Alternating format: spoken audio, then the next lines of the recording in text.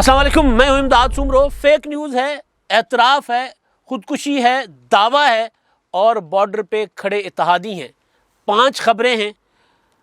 एतराफ़ जो है वो वज़ीर आज़म इमरान ख़ान के एक वज़ीर ने किया है। वज़ीर आज़म पर बड़ा सा इल्ज़ाम लगाकर, बहुत बड़ा इल्ज़ाम लगाकर एतराफ़ किया है। फेक न्यूज़ का ताल्लुक़ बराह रास्त हुकूमत से है और बॉर्डर पे इमरान ख़ान साहब के इत्तेहादी खड़े हैं। ख़ुदकुशी वाला मामला बहुत संगीन है और ख़ुदकुशी करने वाले रिटायर्ड ब्रिगेडियर असद मुनीर बरी हो गए हैं। अफसोसनाक खबर है, जाहिर है अफसोसनाक ही होती है ना। अफसोसनाक इस तरह है कि एक शख्स जो रिटायर्ड ब्रिगेडियर थे, अहम ओहदों पर रहे और उनकी ईमानदारी और दयानतदारी पर कभी किसी ने शक नहीं किया, उन पर नैब ने इल्ज़ाम लगा दिया, रेफरेंस दायर हो गया और उनको गिरफ़्तार करने की कोशिश की जाती रही और उन्होंने बदनामी से बचने के लिए ख़ुदकुशी कर ली। रिटायर्ड ब्रिगेडियर असद मुनीर साहब 16 मार्च 2019 को उन्होंने ख़ुदकुशी की थी और ख़ुदकुशी का उन्होंने ख़त जो लिखा था उसमें उन्होंने बराह रास्त अपने उस इक़दाम को नैब की ज़िम्मेदारी करार दे दिया था। आज खुद नोटिस भी ले लिया था उस वक्त की चीफ जस्टिस ने और फिर कुछ भी नहीं बना। किसी के ऊपर कोई कार्रवाई नहीं हुई।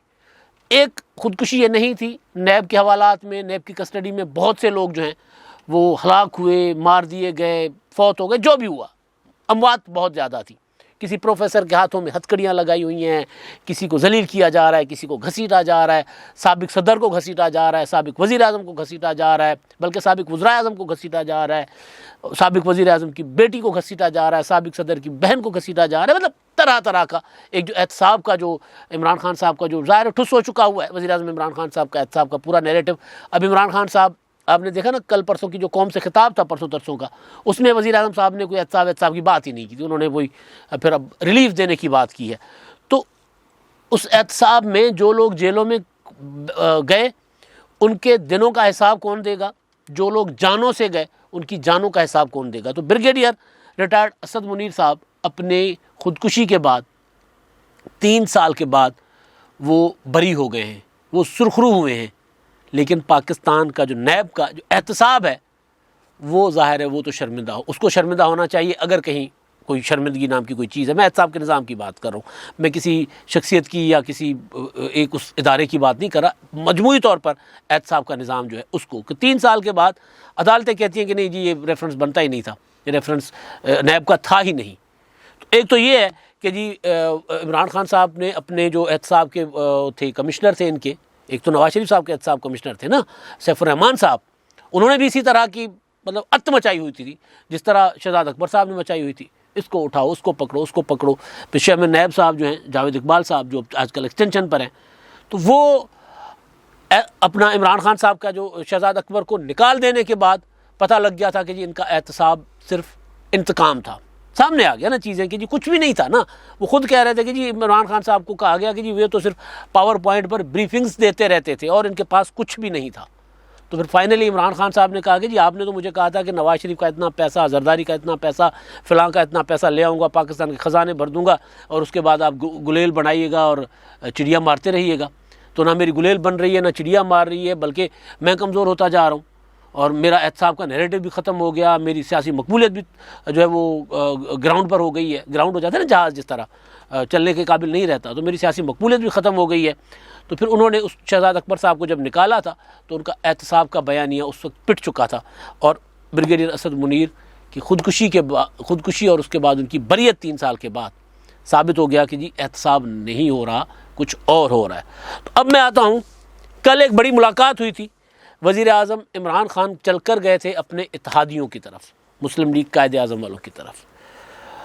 उस पर मैं बाद में आता हूँ। उससे जो खबरें निकल रही हैं ना वो बड़ी दिलचस्प खबरें थी। कल मैंने आपको हकीकत बता दी थी कि क्या हुआ है। मेरे पास जो इन्फॉर्मेशन थी, उनका जो प्रेस रिलीज़ था, वो सारा मैंने आपके सामने रख के बता दिया था कि हुआ क्या है। जो कुछ चल रहा है वो ठीक नहीं है, वो गलत है। वो खबरें, उस पर मैं बाद में आता हूँ। लेकिन एतराफ़ जो है शेख रशीद साहब का, बड़ा दिलचस्प एतराफ़ किया उन्होंने। आप देखें वज़ीर आज़म इमरान खान साहब जब से हुकूमत में आए तब से वो कोई भी कदम उठाते थे वो कहते थे तारीख़ का सबसे बड़ा रिलीफ़। कोरोना में तारीख़ का सबसे बड़ा रिलीफ़। हालांकि वो कोरोना वाले रिलीफ़ का जब ऑपरेशन हमने किया था उस वक्त तो पता चला कि उन्होंने जो ज़राई पैकेज था वो भी कोरोना रिलीफ़ में है। वो तरह तरह के जो पैकेजेस थे वो भी कोरोना रिलीफ़ में शामिल करके उन्होंने कहा ये सारा कुछ कोरोना रिलीफ़ है। वो फिर मैंने अब उस वक्त की वीडियोज़ में आपको उसका पूरा दिया था हिसाब किताब के जी कितने अरब रुपए किस्मत में, कितने अरब किस्मत में, कितने अरब किस्मत में, और एक कोरोना रिलीफ वाला जो है और बेनज़ीर इनकम सपोर्ट प्रोग्राम के पैसे। तो उस वक्त भी इमरान खान साहब ने कहा था कि जी सबसे बड़ा रिलीफ पैकेज मैंने दिया। उसके बाद वज़ीर आज़म इमरान खान साहब ने बनाया ये जो था कोई भूखा नहीं सोएगा स्कीम, एहसास लंगर खाने जो बनाए, सबसे बड़ा रिलीफ। उसके बाद रिसेंटली वज़ीर आज़म साहब ने 120 अरब रुपए का पैकेज दिया था जो 4 या 5 रुपए फ़ी ख़ानदान या फ़ी कस होता था, उस वक्त भी उसका भी ब्रेकअप दे दिया था। तो वो इमरान खान साहब ने कहा था ये भी पाकिस्तान की तारीख का सबसे बड़ा रिलीफ है। जब 120 अरब रुपए का ऐलान करके उन्होंने कहा सबसे बड़ा रिलीफ है, तो 120 अरब और 2 या 3 करोड़ ख़ानदान, तो उन इतने ख़ानदानों में इतने पैसे, मतलब समझ नहीं आ रही थी ना कि तारीख का सबसे बड़ा पैकेज कैसे हो गया। 120 अरब तो बहुत छोटी अमाउंट होती है, अगर आप इतने करोड़ ख़ानदानों में बांट रहे हो तो फिर तो बहुत छोटी है ना, और माहवार देनी है। और अपने तो वो अब वज़ीर आज़म इमरान खान साहब ने ऐलान किया 10 रुपये पेट्रोल कम करने, 10 रुपये डीज़ल की कीमत कम करने और 5 रुपये बिजली की।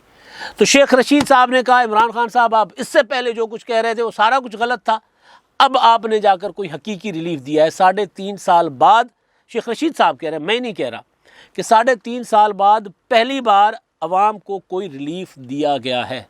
3.5 साल बाद, इसका मतलब कि शेख रशीद साहब फिक्स कर रहे हैं वज़ीर आज़म इमरान खान साहब को, और वो ये कह रहे हैं कि जी माजी में जो कुछ आपने दिया वो रिलीफ नहीं था, वो ड्रामेबाजी थी, वो शोबदाबाजी थी। शेख साहब के मतलब मैं नहीं कह रहा ना, उसका तर्जुमा क्या हो सकता है कि अगर पाकिस्तान में पहली बार शेख साहब कह रहे हैं 3.5 साल बाद कोई रिलीफ मिला है लोगों को, तो उससे पहले वज़ीर आज़म इमरान खान साहब जो कुछ कहते रहे वो क्या था।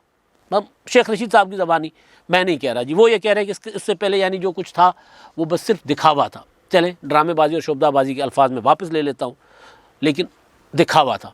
तो अब जाकर वो कह रहे हैं रिलीफ दिया आपने, लेकिन लोगों को आपने आटे, घी और दालों की जो है ना कीमतें वो भी कम करें, उस पर भी रियायत दे, ताकि लोग, यानी उससे पहले इमरान खान साहब ने क्या कहा था 120 अरब रुपए, फिर उन्होंने एहसास राशन शुरू किया था कि जी वो आप अपने आप को रजिस्टर करवाएंगे, वहाँ से आपको 30% राशन पे जो है वो मिलेगा, रियायत मिलेगी, यानी वो भी नहीं चला। तो शेख रशीद साहब भी मुतालबा कर रहे हैं। इसका मतलब है कि जो राशन वाला ड्राम वो भी एक सारा कुछ एक दिखावा ही था। तो एक तो ये खबर है चीज़।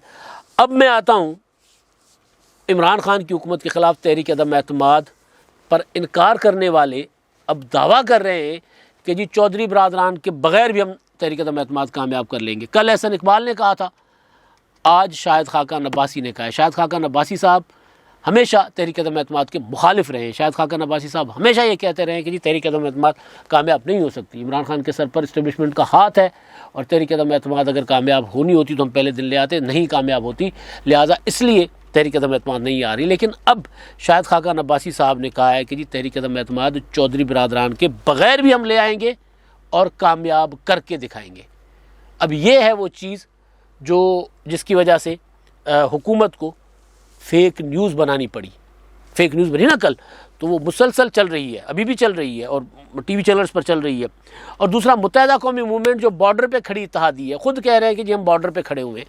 कोयटा में थे खालिद मकबूल सिद्दीकी साहब, मीडिया से टॉक हुई, मीडिया ने उनसे पूछा कि जी मुत्तहिदा कौमी मूवमेंट पाकिस्तान इमरान खान साहब के साथ है या अपोजिशन के साथ, तो उन्होंने कहा कि जी हम पाकिस्तान के साथ हैं। तो उन्होंने कहा मतलब इमरान खान के साथ नहीं, उन्होंने कहा नहीं हम पाकिस्तान के साथ हैं। फिर उनसे पूछा गया कि आप हुकूमत के साथ नहीं, उन्होंने कहा नहीं हम पाकिस्तान के साथ हैं।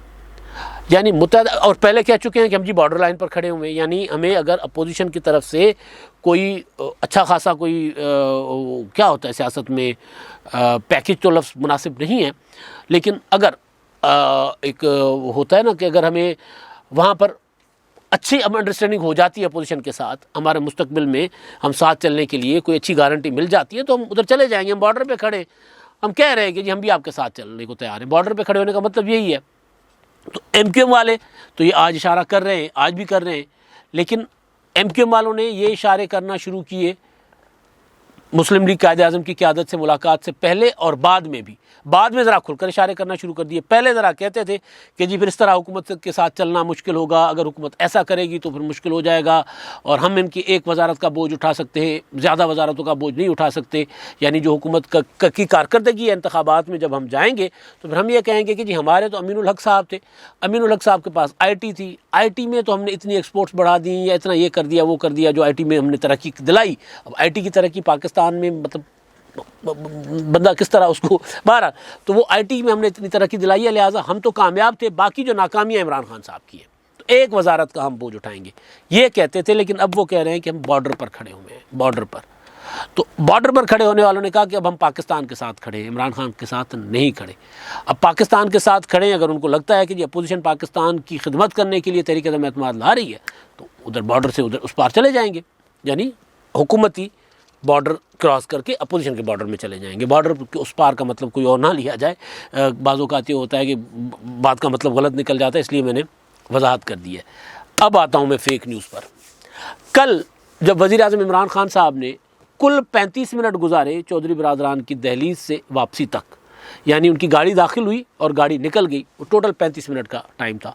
और इस 35 मिनट के दौरान मुलाकात मैक्सिमम जो होती है ना मुलाकात जिसमें गपशप हो, बातचीत हो, वो 10 मिनट निकाल लें तो 25 मिनट हुई होगी ज़्यादा से ज़्यादा। तो 25 या 20-25 मिनट की मुलाकात में कि जो ख़बरें चलाई गई, वो मुलाकात का ड्यूरेशन और चीज़ें जो थी वो सामने जब आईं और जो ख़बर जारी की गई मीडिया को चौधरी बिरादरान की तरफ से और जो ख़बर ज़राए की तरफ से जारी की गई, उन ख़बरों में तज़ाद था।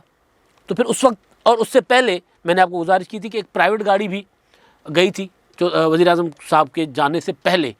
तो प्राइवेट गाड़ी के जाने के बाद फिर वज़ीर-ए-आज़म साहब गए और वज़ीर-ए-आज़म साहब वहाँ पर मेल मुलाकात करके निकल गए। अब उसके दो मतलब निकलते थे, या तो ये था कि मामला तय हो गए और कम वक्त अपना लगा इमरान खान साहब को सिर्फ रस्म पूरी की।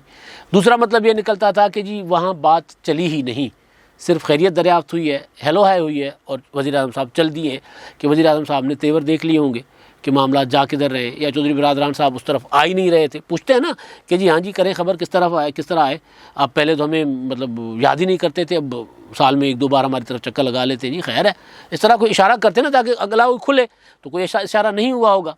तो बात रूस के दौरे पर चली गई, बात चौधरी बिरादरान साहब की चौधरी परवेज़ शुजात हुसैन साहब की सेहत पर चली गई।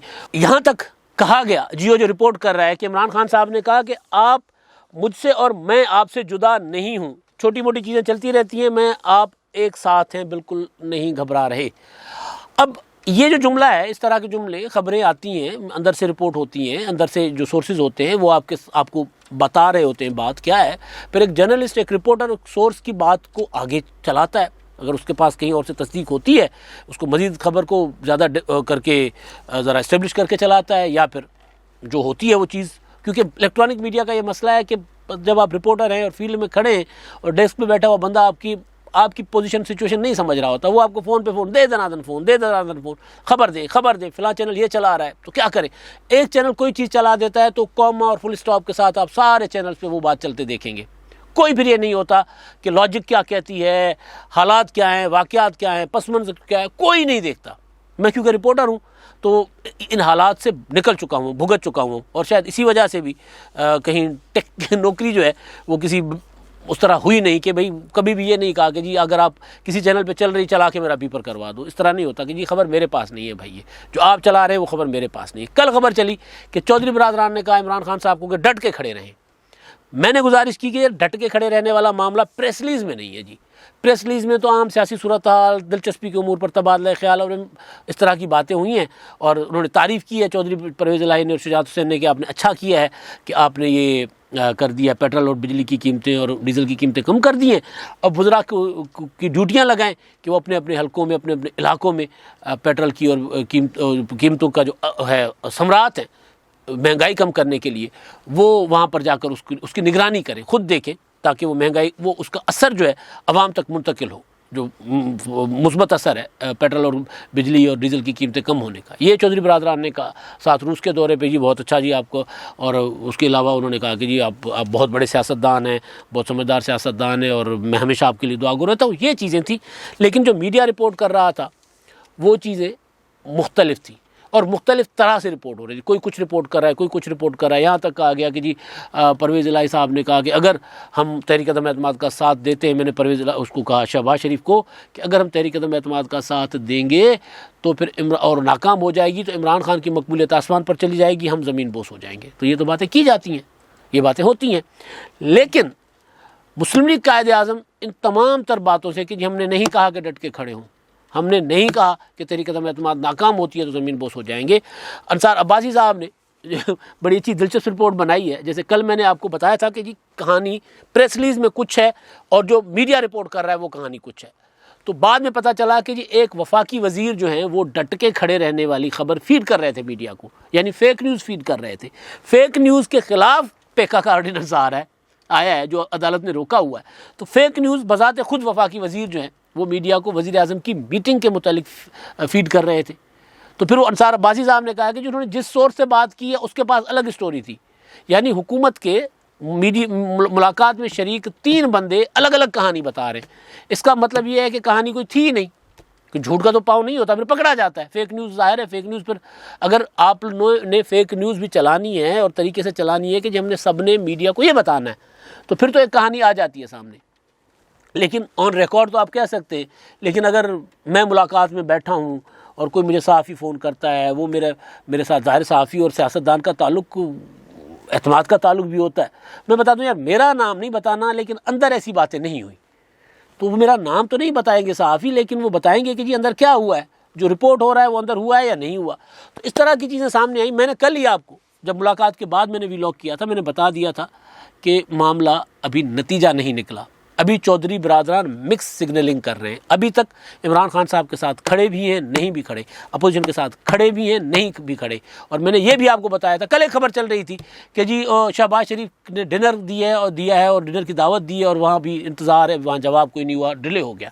मेरी इतलात ये थी, मेरी खबर ये थी जो मैंने आपको 2 रोज़ पहले 3 रोज़ पहले दी थी कि चौधरी बिरादरान जब अपोजिशन ने फैसला किया कि हमने शिफ्ट करना है, जिसकी तस्दीक शाहिद खाका अब्बासी कर रहे हैं कि हमने प्लान बी पर शिफ्ट करना है। मैंने परसों खबर दी थी ना कि प्लान बी पर हमने शिफ्ट कर जाना है और उस पर मुशावरत शुरू हो गई है। और प्लान बी है चौधरी बिरादरान और इत्तेहादियों के बगैर तहरीक अदम एतमाद, क्योंकि अपोजिशन के पास उनका दावा है कि उनके पास नंबर पूरा है।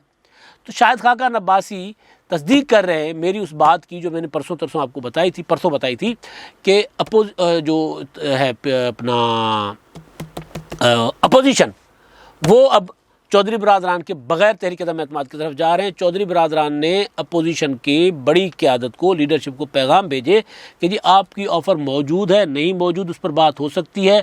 हमने जो शराइत आपको बताई थी उन शराइत पर भी बात हो सकती है, तो बात करते हैं कि नहीं करते। तो उन्होंने आगे से कोई जवाब नहीं दिया, तो जिसकी वजह से फिर इधर वज़ीर आज़म इमरान खान साहब आए तो वहाँ पर भी अभी उन्होंने मिक्स रखा हुआ है कि कहीं अपोजिशन की तरफ से कोई ना आ जाए सिग्नल, तो अभी कोई कमिटमेंट कहीं नहीं कर रहे हैं। उनको भी वो क्या होता है, उनके साथ भी खेल रहे हैं, उनके साथ भी खेल रहे हैं। और खेल में ये जो चौधरी बिरादरान ने जो सियासत में दरमियान में रह के और जो ना वो हम सिंधी में कहते हैं न सजण के आसरो न दुश्मन के भाव, ना दोस्त को आसरा देना है और ना दुश्मन को खौफ देना है, दरमियान में रह के चलना है। तो उसमें बंदा फिर दरमियान में रह जाता है, फिर कोई हाथ मिलाने वाला नहीं होता। तो ये जो किया, असद जरदारी साहब से मुलाकात की, मौलाना साहब से मुलाकात की, शहबाज शरीफ से मुलाकात की और उसके बाद फिर मोहनिस इलाही साहब के ज़रिए बयान दिलवा दिया, उसके बाद इमरान खान साहब आए तो फिर मिक्स सिग्नलिंग कर दी। तो इससे पॉलिटिकली चौधरी बिरादरान जो समझे जा रहे हैं कि मरकज़ है पाकिस्तान की सियासत का बन गए, वो मरकज़ जो है वो टूट रहा है, वो उनको नुकसान हो रहा है फ़ायदा होने के बजाय इस तरह की पॉलिटिक्स से। और हुकूमत फ़ेक न्यूज़ पर इन्हसार इसीलिए कर रही है कि चौधरी बिरादरान ने वो होता है ना ब्लैक एंड वाइट में कोई बात नहीं की कि जी हाँ हम आपके साथ हैं या हम आपके साथ नहीं हैं, ऐसी कोई बात नहीं की। मिक्स सिग्नलिंग वज़ीर आज़म को भी दी है। अब तक के लिए इतना ही। अल्लाह हाफ़िज़।